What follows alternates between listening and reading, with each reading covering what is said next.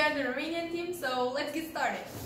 After deciding the topic that you want to talk about, you can develop your ideas, and in order to do that, you have to do a lot of research and find out as much information as you can.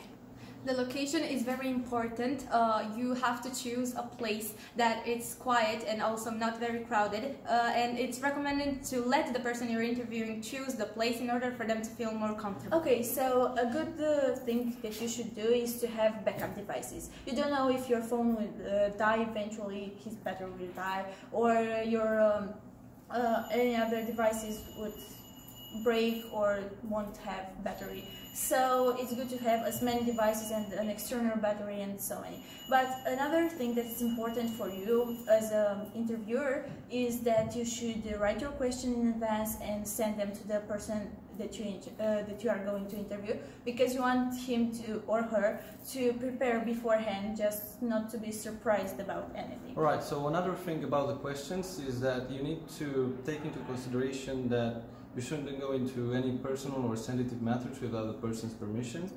And you should ask open-ended questions so the interviewee can come up with a good answer that will help you both during the interview. Also, make sure you take lots of notes. It's such an important rule when you take an interview.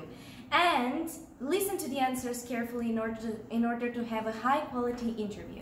The social reportage is another story, and this story begins, of course, with a lot of research that you have to do in order to find out as many details as you can about the topic, and also make sure that the story you want to talk about is 100% Also about the clothing, you should be aware of your environment and dress accordingly. For example, if you're going to an orphanage, don't dress extravagant to make you stand out. Just wear plain, simple clothes. As you may guess, a reportage is a story, so your reportage should tell a story that is not really known. Well, yes, you have to inform yourself really well about the social problem you're debating, and as well make sure that you approach the social problem in such a realistic and with so much in such a realistic way and with so much care, because we don't want the interviewees to get Okay, so you should be really careful with the tone that you are using, because you don't want to sound too aggressive or too indifferent or to give any other sentiment that the people there don't want to feel. You have to be careful not to offend anyone. You don't have to look bored or like you don't care at all about the subject. Also, you have to be careful at your language. Don't use words that could be considered racist or judgmental.